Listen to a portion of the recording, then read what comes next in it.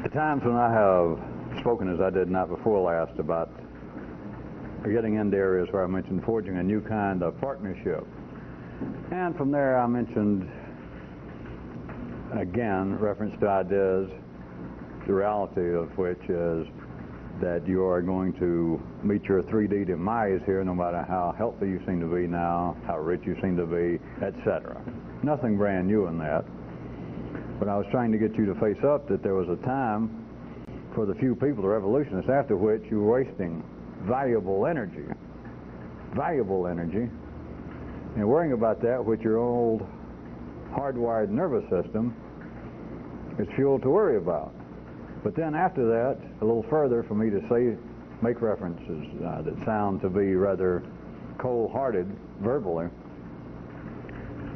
I want to specifically point out to you is not making references to life, to a human existence that is cold, uncaring, heartless, because people long before you and I have done that, all the way from pre-Grecian days up until the beatniks and the existentialists sitting around Parisian cafes after the war. Life's been full of people saying, ugh, life is uncaring, and we're poor little molecules, we're poor little single grains of sand upon this great cosmic beach, and the waves of uncertainty and tribulation, I like this, flow over us, continue to roll over us in an impartial, uncaring manner, and we're buffeted to and fro, etc.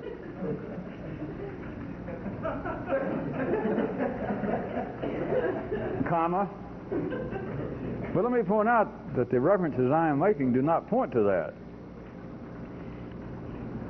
It's a part of the syndrome of not being able to hear beyond the...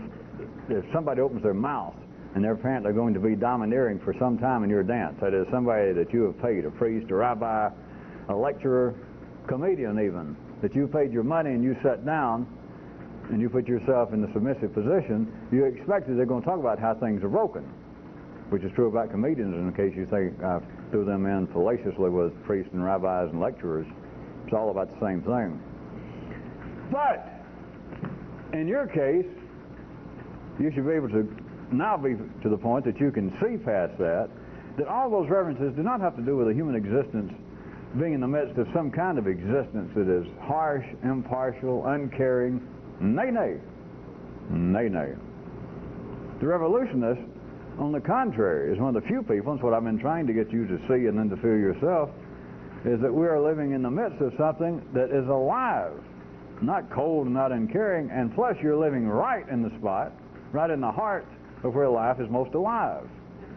Now, if some of the girls in fishnet stockings and the men in fishnet stockings, and their shades on, sitting around the cafes of San Francisco and Gay Paris and wherever, feeling like that, boy, life really is a downer and it doesn't care. Now, if those people, or just one person, if one of those people, Jean-Paul, was placed up on Mars, let us say, now there might be some reasonable basis for that kind of feeling.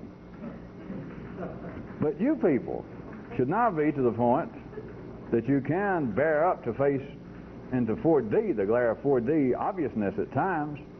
You should be delighted to find out that you're in the midst of something that is alive. And if it's alive, it is caring, because it cares about itself, and you're a part of it, and you're in the middle of something alive. It is not. I'm not here on some mission, subtly or otherwise, to try and get people to see that, hey, everything you try to do in the city, trying to be middle class, trying to get somewhere, forget all that. It's a waste of time because you're going to die. Jesus, you didn't need me to tell you that. You could have gone back to your religion. They told you that.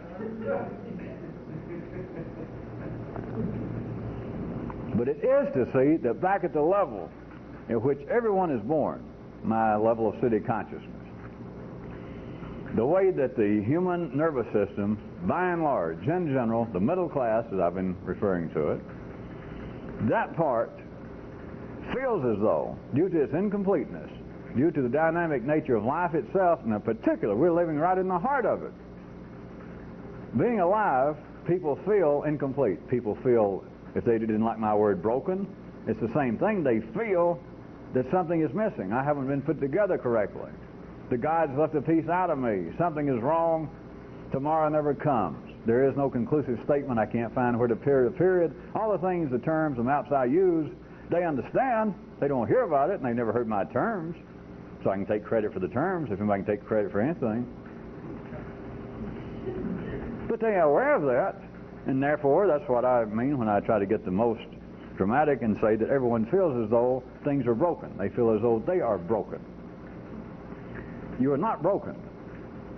And there is a point past which that you have to abandon your own nervous system and everything in it, not partially, not rearrange it.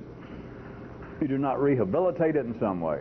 You have got to go beyond it, and there is where you feel, and then you can start using ordinary information, not just me, as some of you can do now, just ordinary information.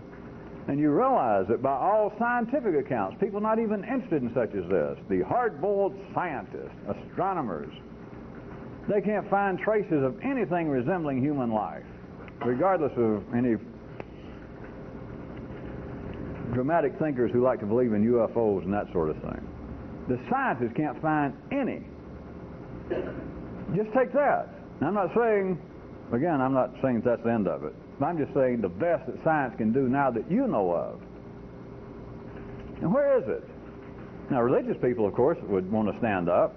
His life would make them do it and say, aha, proof positive that God loves each and one of us little grains of sand, and he knows where we are, and he's watching us. Go beyond that. At least take a right-hand turn and realize that it is exceptional that here you stand and all your feelings that sweep over you, that life can be a harsh taskmaster, that people do not care about me. Life doesn't care about me. I have so many untouched potentials, unrealized dreams. Look around. All you would have to be is over to the next closest place to stand, the moon. Then you would have some problems. Then you would not worry about that you're an undiscovered author. You'd be hollering, not for a critic, not for a publisher. You'd be hollering, oxygen, oxygen. Man is at the very place he is in the midst, one of the midst, but as far as in the midst of where life is growing. And anything that's growing is caring. Life is not harsh, is not impartial. I have never described anything, even with my cursing and all of my using of pseudo-scientific terms that you can't find in the dictionary and all that stuff, and hollering that you're going to die. You have got to look around. Look at the difference between what's going on to the poor little rocks on the moon, and then look at what's going on with you. We're talking about everybody else. Just they're ordinary. If they had the kind of facilities that a real fripp would have even, they would turn around and realize, I am not in the midst. Well, they'd never be able to realize this, but I must point, I was going to throw it in. They'll never be able to realize the way the nervous system is now, that they were not created by this old idea of a force, a God, if you will, outside the system that went wham. You know, I keep bringing this up. I guess someday, I don't know whether to do it tonight. I don't bring it up, as you should know by now, as any kind of attack on religion. But the human nervous system, all right, I'll give it to you right quick. I'd planned it along the way somewhere, as much as I planned. I thought the time was right to do a little more of this. But some of you ought to be close enough, I'm just going to give it to you quick. Maybe I'll back up sometime in the future with this. The idea that your forefathers and that some of your nervous systems had about a God, that you thought you could picture almost a figure. But the idea was there was something that went poof, is what I mean, outside this system. That there was something outside this system that made the system and is outside of it. The thing is, your nervous system, that is, your brain cannot conceive of that. That's why it seems like God. Because the very things, and mathematically, some of you are close enough, maybe you can get it yourself. If there was such a thing as gods, the old Jews owe Jehovah, the Christians owe God, the Muslims owe Allah. If there was this thing, this force, this guy, and he did exist, like in the stories, he would say that somebody saw him.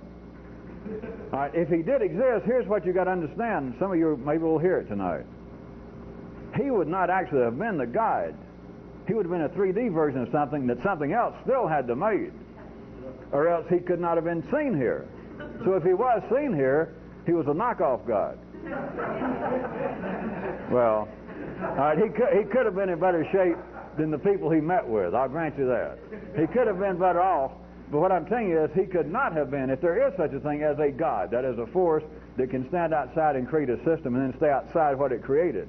If there is such, the gods that people have seen, if they saw any, if they actually exist, cannot be, literally, cannot be the gods. There still had to be at least one more step that created them.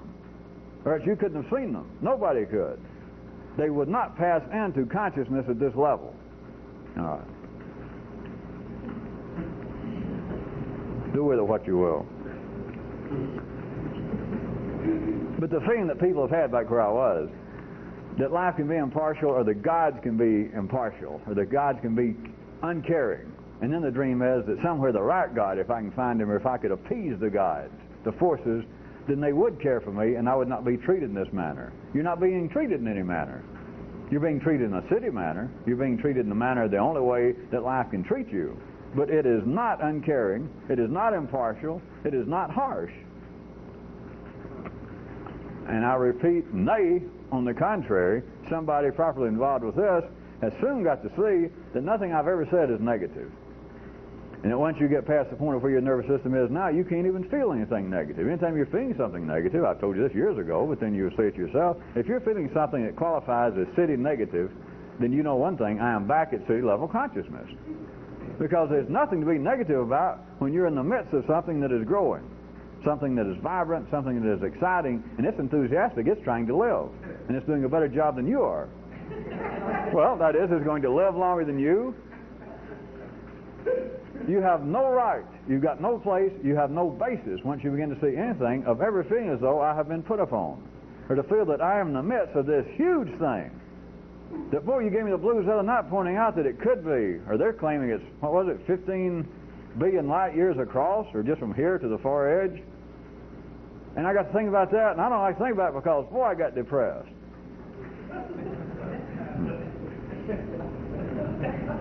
That's rat voodoo. You should not have that. That shows that you do not understand where you are. That shows that you haven't really listened to anything I've pointed out. You are in the midst of where life is growing. There is a kind, you don't have to fake it, but there is a kind of true, non-lineal excitement and enthusiasm when you realize how close you are to actually part of the heartbeat of life itself. You are in the midst of something that's ever growing.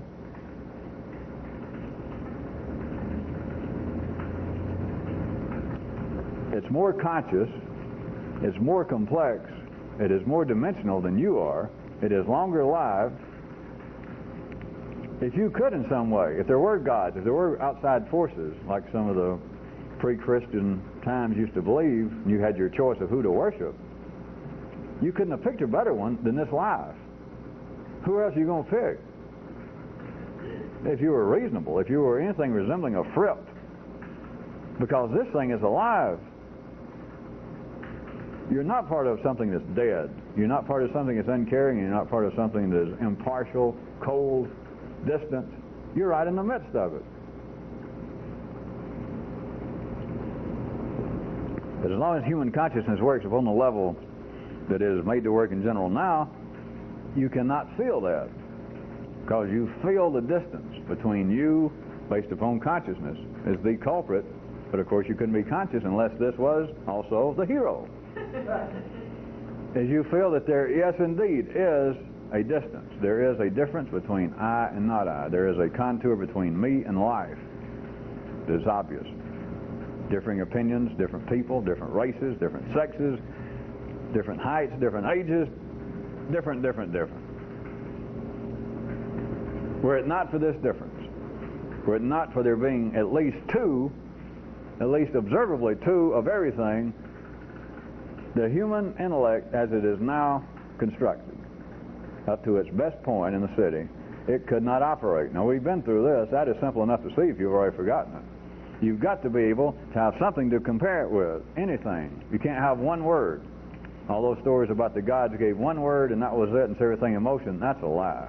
I understand how that came about, but there's some things that life has asked me really not to go into.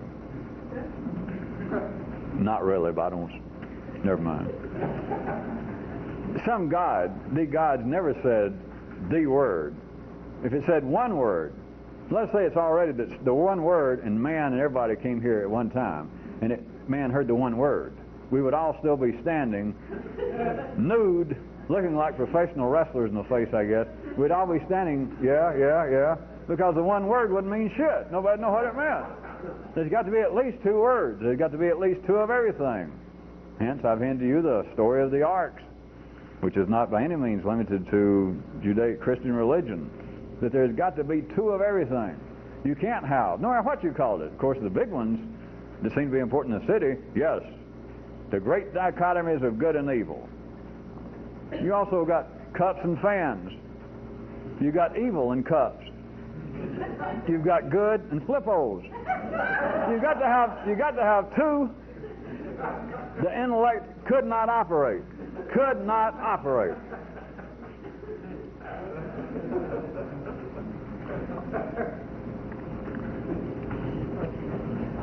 I want to flesh out a little something else. My current picture, you recall, of the state of man in the city of heart, representing just everything as it is, just the human nervous system, and in there is line level consciousness. It's where everybody is born. Buddha, Moses, Hitler, everybody's born there. The nervous system, regardless of your education, the nervous system in general of humanity reaches a certain point. That is, you become humanly conscious. That is, your brain, the brain itself physically operates at a certain intensity, occupying a certain space in here that is now ignited and capable of functioning. Outside of that, I was calling, you remember, the bushes, and referring to it as real revolutionists. This kind of activity that is outside. The city goes on. The revolution is not as literal as it would seem from a dictionary definition, but there is validity to it, or I would not have used it. If there was not validity, I couldn't have used it. But let me flesh this out a little more. You should try looking at this instead of this flat aerial view that I've drawn several times. You should look upon the bushes as being higher ground, because it is, instead of this flat. Let's say this is the bushy area where we're hanging out. It then drops down, and you've got the city. And of course, even there, it's not two-dimensional. You have to imagine we had a model here, but now then you've got everything, all the institutions. You got the government buildings. You got the military. You got everything down in you've got everything down in the city. Then up here you've got what amounts to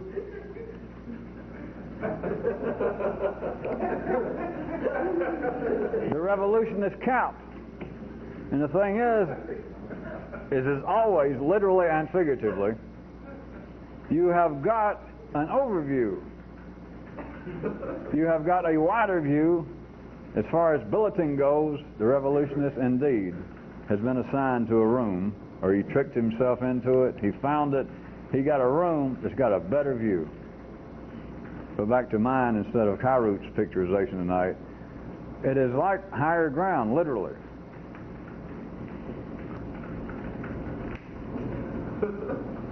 I don't see any particular need to go into great fits of attempted metaphorical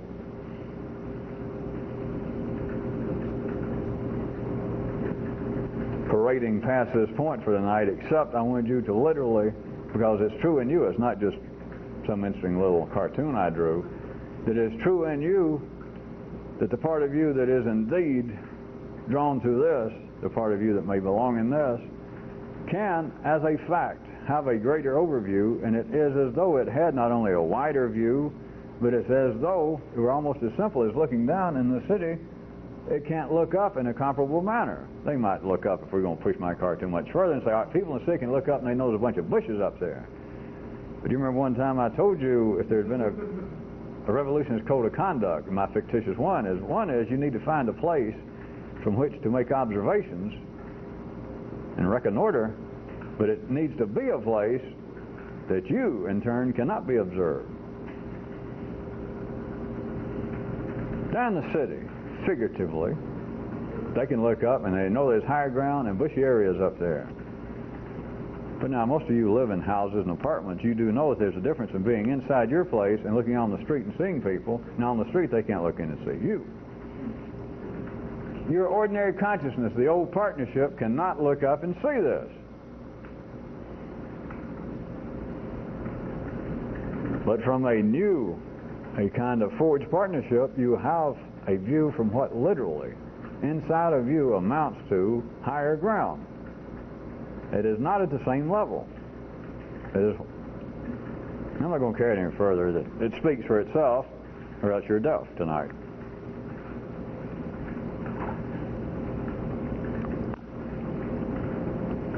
But as long as I'm drawing this,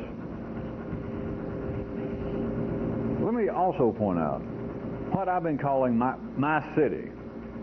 What we could refer to, apparently, literally out in the world, as civilizations.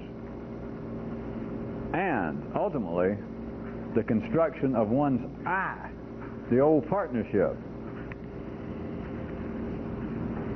It is simply the areas presently in your terrain, your nervous system, that are occupied. That is the extent of human consciousness at any given time. I would have to, since I've done this, it would have been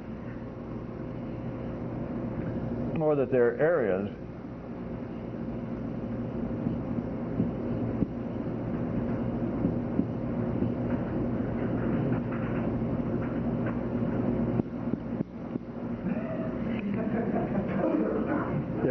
here, but then over here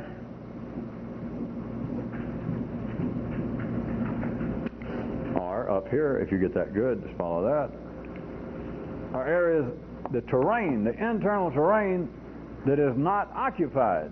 And at any time, anywhere on this planet, any group of people, even when there seems to be a difference, it's normally referred to as cultural differences nowadays, between groups of people in Africa or New Guinea and those in Sweden, or those in Russia as opposed to those in Patagonia. And they refer to it normally now as cultural differences and etc., religious differences. At any group of people, you can take them collectively, and then if you can do it down to the individual level. What is referred to as the cultural significance of a group of people, the cultural life, the religious life, the racial life, the nationalistic life, and then at the individual level we're talking about the life of I, the thing that I am somebody. You're talking about one thing. You're talking about all of the inner terrain, which is your nervous system. And mortally speaking, singularly in the mortal sense, is up here in the brain, physical brain. All you're talking about, all the way from being an indigenous Irish Catholic female to simply being I, you're talking about that area of your nervous system, the terrain, the wild, wild west. You're talking about the areas that are currently occupied. That's all you're talking about.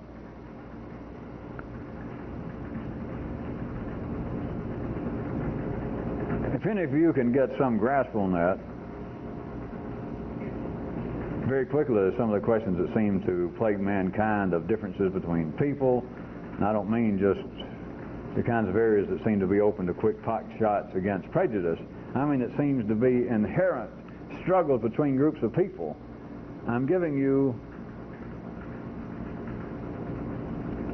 I still insist, even though I'm not getting much reaction, a quite potentially pregnant picture that there are within the human nervous system, and it can vary from person to person, it can vary from large groups of people, nations, tribes, communities, that in general they're slightly different. And all we've got to talk about is, you remember looking in your microbiology book under hair, C, there are only minute differences of the areas that are occupied. Because in your nervous system, if we're going to use the United States, in your nervous system, you've got much Let's assume that you're about up to average speed and that you are occupied the same way that at least Lewis and Clark would recognize you internally. Then you've got to understand that you've got large portions of probably Idaho, Montana, perhaps Washington and Oregon, maybe even parts of what's now called Arizona that's never been touched. But if we were standing now and we were talking and doing this in Mexico, then there would have been different areas, because at that time you would have had some of the people from that area that would have been into California, into what is now Arizona. There is an occupation inside of your nervous system. It's not occupied. I can call it, which I've done in the past, unignited. It's alive. It's getting oxygen. It's getting blood. Your brain is alive. But there are parts of it that are simply not settled. Nobody has ever moved into it. It's not occupied. And what's called consciousness, all the way from collective consciousness of here is this group, all of these millions of people make up the Catholic Irish. And all these people make up the Catholic French over here, and here's the Protestant French, and over here is I. Here's John Smith. All of that's referring to one thing: the inner terrain that's been occupied. And the part that's been occupied to you is a camp, a city, that it's me. But you're surrounded by parts that are not occupied. It is wilderness. It is the wilds. That's where a revolutionist lives. Don't want to scare you, but I've talked about that. You just didn't take it probably literally.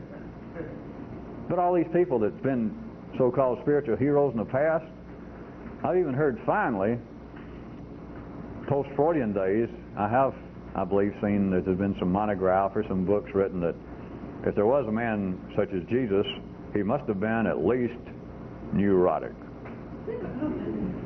Well, it took a long time for somebody to say that. No, it didn't.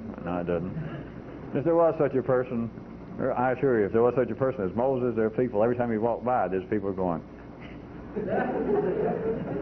Because, of course, they knew it. Because you got a higher view, you understand, yeah. If I'm going to come down there and do this, I know exactly what's going on. Because if I was still living back there and you came down and you did it, I'd do the same thing. They are living in what to other people is a wilderness. It is uncivilized. All you're doing is occupying a part of your terrain internally. You and everybody. Next paragraph. There is no one part that ever knows it all.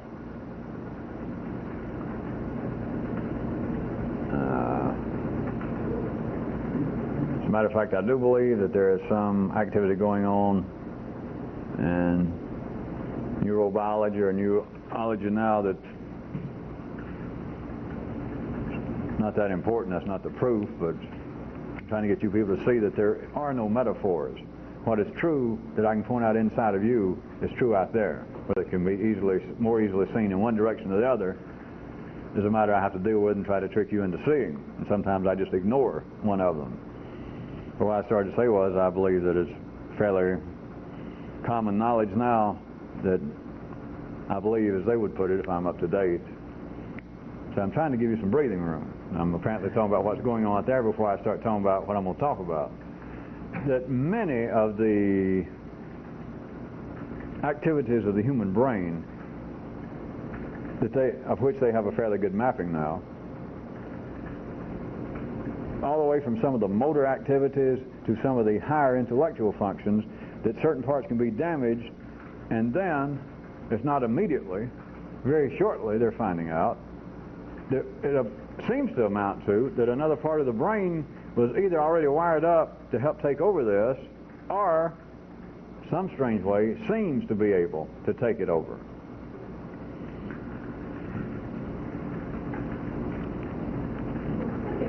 Now back to what I was going to talk about. No one part, and that includes the human brain, knows it all in any area. There is no one part of the brain. I repeat again, that's not the point. I'm not trying to mislead you or misdirect you, but I just thought some of you might have read about such as that, and I was trying to show that, again, life out there, and the apparent out there, keeps trotting things along. And it keeps coming out, and when it comes out in the rather routine areas, it does not seem to be extraordinary. It seems to be interesting, but it does not come out as some kind of metaphysical hocus-pocus bullshit about, my God. It's just there was in Reader's Digest, for God's sake. What do you want? How more middle class can you be? If it's in Reader's Digest, it's got to be true, and it's probably not disagreeable to the assemblies of God either. So it's really true. We can all believe in it. Now back to what I was going to say. But even in the human brain, regardless of how far they have taken it out there, even in the human brain, in any one area, whatever it was, if it was in the movement of the upper limbs, one spot. If it is in hearing, if it is in sight, if it is in speech, which they have that, they say, fairly well mapped out, that they can, as a matter of fact, put in probes, and they can stimulate certain areas and actually show that they can just stimulate here and make a person see things, make them hear things, make their arms. But there is no one area in the brain, and now we're getting where I was going, and otherwise. There is no one area that knows everything. There is no one part that knows everything, even about one subject. Think about it. Did I start to mislead you too much with saying like I was reasonable and talking about science? That's always a dangerous game. I should just jump on in, shouldn't I? There is no one part in life. There is no one part in humans. There is no one part in civilizations. There is no one part in religions. There is no one part of the universe vis-a-vis any particular subject, any area. There is no one part that knows it all. And if it appears to be, all you got to do is cut it out and you find out otherwise. If there appears to be one guy that knows it all you got to do is kill him. If you think this one guy is keeping the organization going, let him die. The organization doesn't die. If there seems to be one guy and he says, only I have the keys to the great secret, and there seems to be this kind of activity, this kind of life has grown up around him, let him die. Let somebody say, all right, where are the keys? And he says, I lost them. All right, anyway, he disappears. Goes off on an extended drunk or something. You find out. History is replete with it. It's just never been put in this particular form. That life does not arrange itself. There is a kind of division, not of labor. That's city doings. It's kind of a division of management. It is a kind of division of planning. As opposed to labor and goods, it is more a kind of division of services. That life does not produce in any one place something. I said a thing, all right, get it personal? A person that knows it all about anything. Let me repeat it one more time, the first part. Is there is no one part anywhere, all the way from this, if you want to look at this as being one end of a spectrum, all the way, picture what would be some greater mind. I'm not saying this is true, just figuratively, assume another galaxy. Is it some form of consciousness? Just assume that. No one part of anything, all the way from your individual mind to another galaxy, knows everything about anything. Life does not put. I was trying to refrain from doing this, but all right. Does not put all of its eggs in one basket.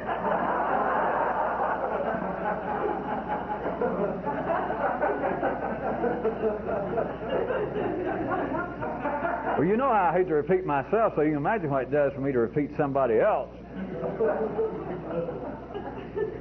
But too many of you seem to be going, what? When life wants to know something, when it needs to know something all the way from an individual, single brain, trust me, to some greater level, it does not place all the information in one place. It simply does not. Now, can you see any significance about that in you internally? In what seems to be your search for what is going on, your search to try to find something extraordinary, your search that you may think has culminated in discovering this. Even you're feeling now, sitting around trying to put all this together. And how come you can't seem to pull it all together? Why does sometimes it just seems on the verge that you think like little magnetic dog is, it's all going to pull together in a blinding flash? You're going to say, God, why did I hit myself in the head? You're going to say, boy, I can see it all now. Life does not put the knowledge in one thing of everything about any subject. This brings up one interesting aspect. I say interesting, I guess you'll be the final judge of that. Life does pop people up that at the 3D level, that is, relatively speaking, there are exceptions to this, that in a sense they do know it all. Their appeal is quite limited. Does anyone find that interesting? That I have stated, as always, I can say, trust me, I was giving you an absolute rule that no one part of any system understands everything about the system. No one part understands everything about any one area. That is, no one part can be done away with, deconstructed, and the knowledge that it had be lost. That is not the way the human brain is constructed. That's not the way you and Toto are constructed. That's not the way the city's constructed, the bushes, you and me, the dance. Nothing is constructed in that way to where all knowledge about any area, including all areas, can be lost through the death, through the destruction, through the meaning of one part. Read one person in this case. So, just let's start from that premise. I'm telling you that is an unknown, that is a multidimensional, it's at least a four-dimensional scientific fact. Now I'll tell you that there are people who pop up, and relatively speaking are exceptions to that. That is, that life sends somebody just on this level. Just worry about right here. That relatively speaking are exceptions that do know it all about what's going on. Now would you not then think, aha, just if you didn't have anything else to go on and you were actually a full-functioning fripp, that you actually had the yellow circuit working the way that they sing and dream about in the city, you'd say, well, if that happens, the people around must be sorely amazed. They must be just absolutely delighted, and they're not. You find that interesting. Why? Why is it that life does periodically pop somebody, and relatively speaking, for their day and time, they do know it all? One person. And it has very limited appeal. I can't resist pushing a little further for some of you who like to swim out beyond the riptide. One answer could be this, from the city view, would be that, let's say life popped up this person that I was referring to that at some given time knew it all. And I said, all right, there, the person, the man or woman, made a few speeches, said a few things, wrote a few broadsides or handbills, and some people heard it. It got passed around enough in this one area that you could look and take a statistical overview and see that the majority of the people that did hear it and stood there for a few minutes or an hour and listened to it went, and they walked off, and that was the end of it. So it can be proven that they heard, from an overview, that they heard that, from relatively speaking, from an extraordinary source for their day and time that actually knew it all, the exception against this rule. And yet the majority of them walked away.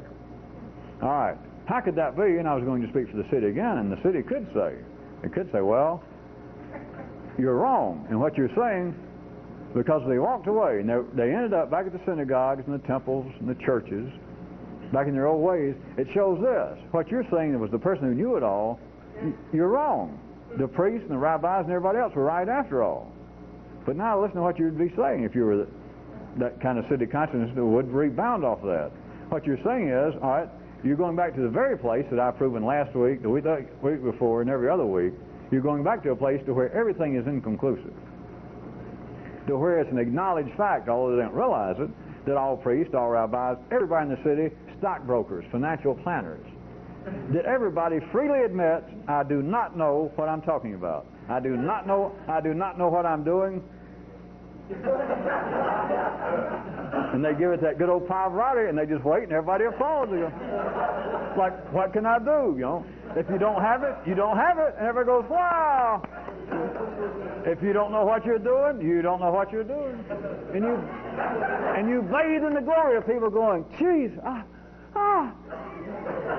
The man, look at him, he's dressed up and he's the head honcho of over 2 million people, 5 billion people. Look at him.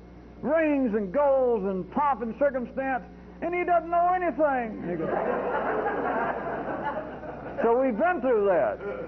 It's not an attack, but the very areas in life that seem to be the areas of expertise, they acknowledge that I do not know what I'm doing. That's why I'm in charge. They don't say it that way.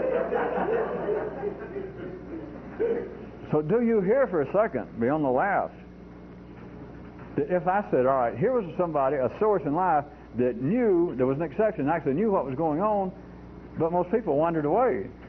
Most people, they wandered right away and went back to the areas of either their rabbi or their stockbroker. Do you find that interesting? And so from that view, you could say, well, the guy you said knew it all, you're wrong. He didn't know it all because they went back to the old established institutions. I said, well, I guess you got me. There's the proof, right?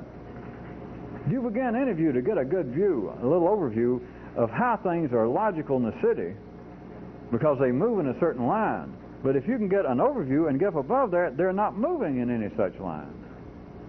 But that is the only way lineal consciousness can see it moving. That this must prove that. And I have, whether you've noticed it or not, I have specifically, off and on over the last about 6 weeks, been trying to push you and push against that things that appear to be absolutely logical. I can stand here and even play the part and say, all right, I'm going to talk for the city. Here's what the city would say. And I point out that this must prove that. And I can do it and make you go, ha, and I can make even jokes. I can do it so self-assured that this has got to be true. You go, ha, ha, ha. And you know that I'm fixing to try to do something else. But at that level, it has got to be seen that this follows that. This causes this, or this is the opposite of that. Because you're dealing with that lineal, line-level consciousness, and it sees that that is what happens. And you can't change it. It's not wrong. It's not fallacious. That is the way it is seen. That's the way it was seen before you got here. That's the way it'll be seen in your dying day if you stay at that level. And that's the way it'll be seen by your children if they don't get involved with something insane. From another level, though, it does not go like that. And to say, all right, here's something that's so-and-so, and it should prove so-and-so, okay? But then people come up and listen to this, and they go blah, blah, blah, and they go over here, and you go, well, all right, you got your choice. You can't have it the way you said it, and then that happened. So you had to be wrong. No. How about another one? What if?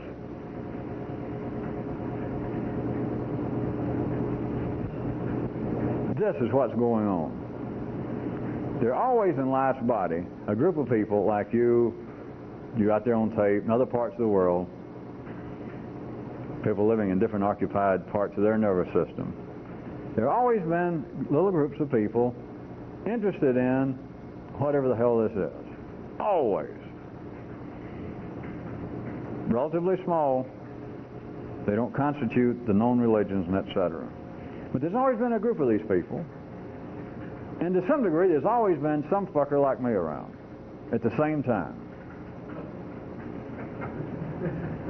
And there seems to be, at various times, that you never heard of, but you don't have to worry about history. You are now history. You are now part of one of them going on. What if this is true? Kyroots would have done this a little more poetically. I'm sure he would have given it at least 2 or 3 more seconds thought than I'm going to as I... But here it comes. What if it's a given? Life's already aware of the fact that it has these cellular packets known as humans. Numbers of them, they're continually kind of fidgeting around and always want to know what's around the corner.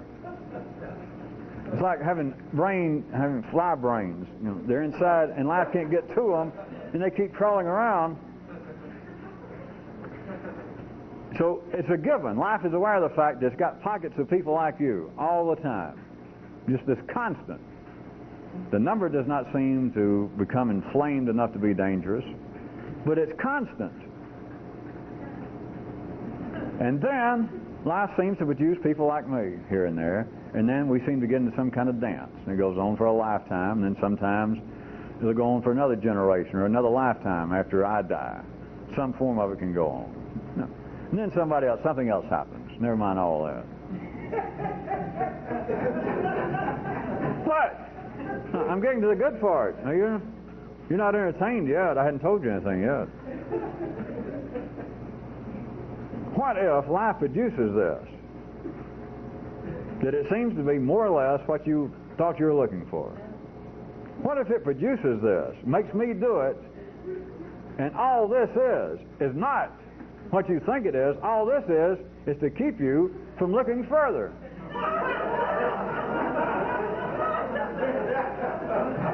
Ah, I thought somebody would like that.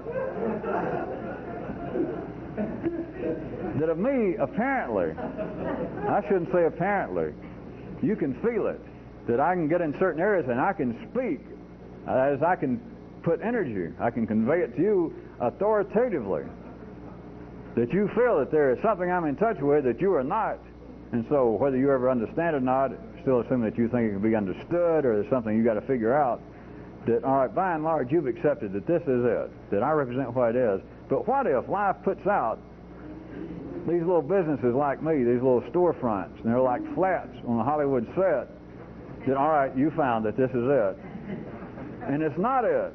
It's so that you won't look any further for it.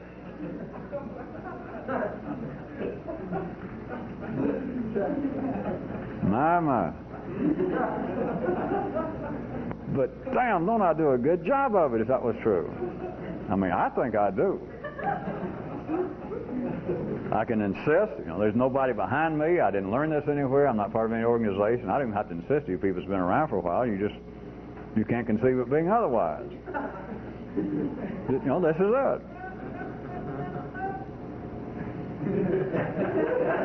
But what if it's just to keep you from causing more trouble? And it seems like this is a step in the right direction. I started to say, life wouldn't do that to you, would it? But I can't lie to you people. Life would do that to you. Yeah.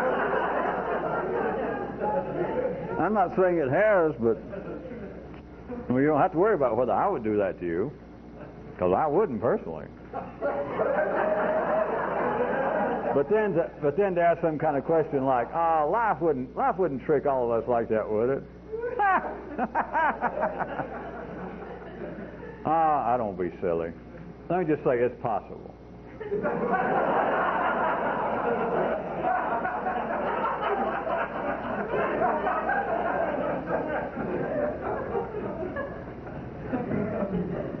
It's possible.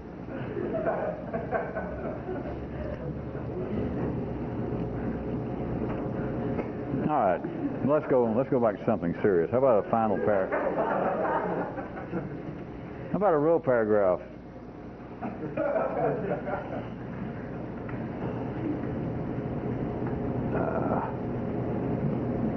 Another little aspect I'd like to point out connected to what I mentioned about a kind of forging of, if not a feeling of, inside of you of a new partnership, of actually being on a higher ground.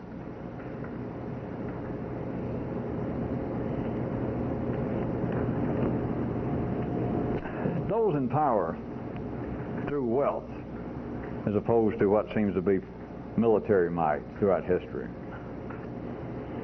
Those who get rich, there's one common denominator throughout all time, and we won't play four-dimensional history 101, and I won't ask you to raise your hand and guess what it is. I'm going to tell you what it is.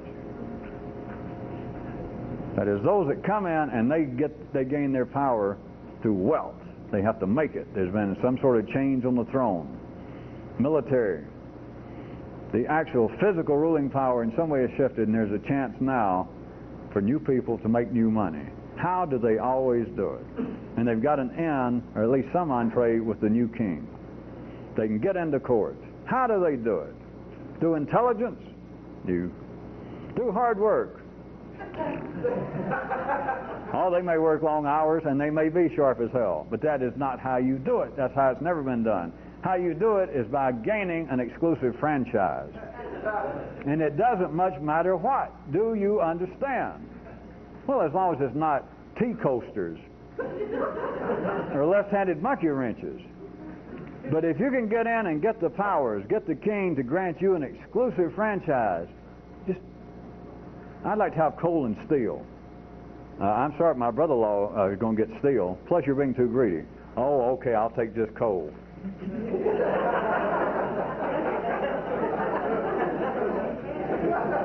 I'll take just coal, right. I would like to have the exclusive franchise to export all of our fine fruits and vegetables. You can't have fruits and vegetables. You can only have vegetables. Oh, all right. That is how all real wealth has always been made. And it's still true whether you know it or not. It just goes under other names now. I want you to see that there is a comparable, as always. And it's more than that. I don't guess we got time tonight. I was going to start pointing out, pushing you a little further in that same area I've been talking about. But I'm just going to say it's comparable tonight. That the forging of a new partnership is comparable to that. It is the power of having an exclusive franchise. Because when you form this new partnership, it is a new undertaking, and only you, that force this new partnership, only you have got the exclusive franchise to operate it. That's what the power of it is. That's what I was talking about night before last. The old part cannot deal with it. You're bypassing it. You have received, you have granted yourself, to use my terms from last time, you have granted yourself an exclusive franchise to operate this partnership. What was going on in the past, those people are left out. All of your old Freds and Marys, they're done for. Oh, they're still wandering around. They just don't understand. They're part of the walking dead. They may have been in the textile business. But the day will never come, not as long as you're king now, not as long as you stay king, the day will never come that they'll ship out another bolts of cloth beyond your borders. They'll never turn another dime to amount to anything out of being in the garment business, in the fruit business, because now you have the exclusive franchise on not fruits and vegetables and cloth, but on you. And the only thing that gets shipped, the only currency, the only thing that gets exchanged is what you've got the exclusive franchise to exchange. That is power. That is wealth. And of course you know now that I'm not necessarily guaranteeing that you'll be elected governor of Minnesota if you wanted to, or that you'll be filthy rich if you wanted to. But that is how power, and it's always the same. That's why I can pull out these historical metaphors, even the ones I make up. I didn't make that up. It just so happens that's a fact out in life. But it just so happens that's a fact in here. It's the same fact. If you are going to produce any wealth, what you need is an exclusive franchise. Exclusive. The king won't let anybody else deal with it. Only you ship out kumquats. You and only you. Nobody else.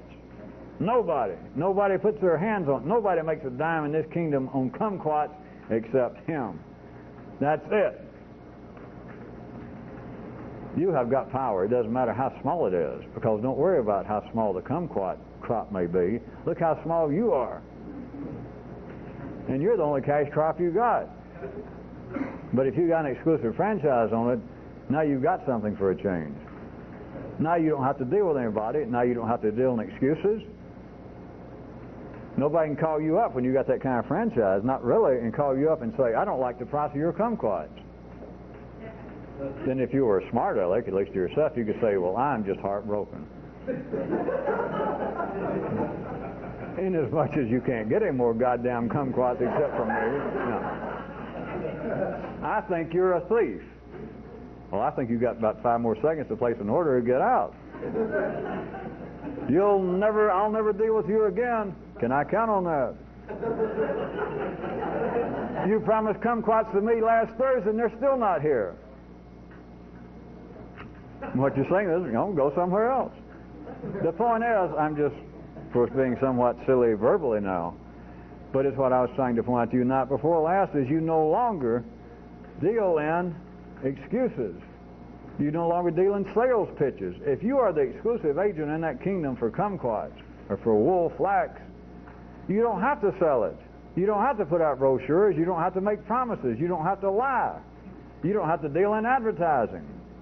You got an exclusive franchise. That is gold. It's almost better than gold. If you got the exclusive franchise on anything that's got any value, you got it. You don't have to explain anything. You don't have to make excuses. You don't have to promote yourself. You don't have to wait for the phone to ring. That you now have a new partnership. This is the new one. If it's your exclusive franchise, then everything else, all the restrictions, all the regulations, all the expectations, all the taxes, all the potential downfalls, all the potential reverses of the old partnership are no longer valid. Thus, I could hint to you again these kind of at-a-distant dreams that people have had in the city of these guys that pop up in life that do seem to know a whole lot about something.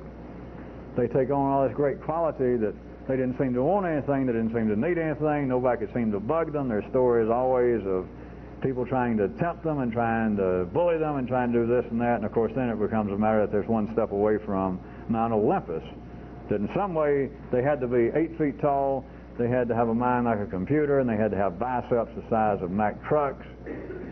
They had to have no fear of death, and it becomes a very crude red circuit level picture of a physical hero, whereas it might be what I'm handing to you, it is somebody that has a new exclusive franchise that's not available in the city, and they're simply not dealing in the same marketplace.